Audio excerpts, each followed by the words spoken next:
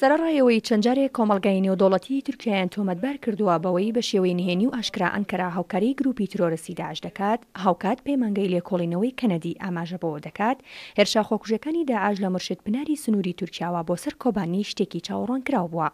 سەنتەری لێکۆڵینەوەی کەنەدی گلۆبال ریسێرچ ئاشکرای کردووە لەگەڵەوەی تورکیا بۆتە گەورەترین بازاری ڕەش بۆ فرۆشتنی نەوتی داعش لە بازاڕەکانی جیهاندا، هاوکات ئەو وڵاتە بۆتە بەرهەمهێنانی دەیان خۆکوژ بۆ ئەو گروپە تیرۆریستیە و بەردەوامبوونی پەلامارەکانی داعش بۆ سەر کانتۆنی کۆبانێ.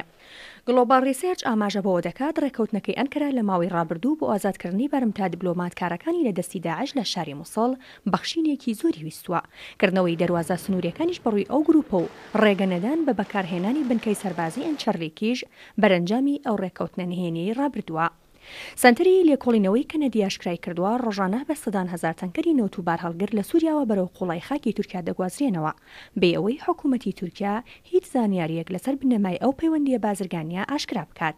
دەژڵێت پێشتر تورکیا وەک ئەندام لە هاوپەیمانی ناتۆ ڕخنەی توندی ئاراستە کراوە بەوەی هۆکار بووە بۆ بەردەوامی پەلامارەکانی داعش بۆ سەر کۆبانێ.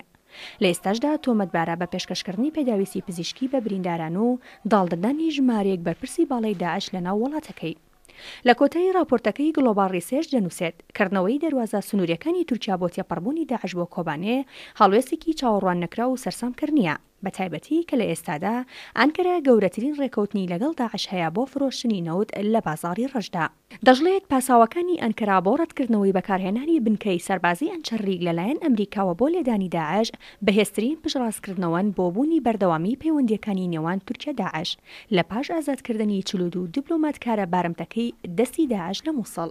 بڵاوبوونەوەی راپۆرتەکەی سەنتەری لێکۆڵینەوەی کەنەدی گلۆبال ریسێرچ دوا بەدوای ئەو وتانی بەرپرسانی باڵای کانتۆنی کۆبانی و جەمیل بایک هاوسەرۆکی کەچەکە و سەلاحەدین دەمیرتاش هاوسەرۆکی پارتی دیموکراتی گەلان هەدەپەیە کە بڵاویان کردبووەوە دەیان بەڵگەیان لەبەردەستدایە کە تورکیا دۆست و هاوپەیمانی ستراتیژی گروپی تیرۆریستی داعشە.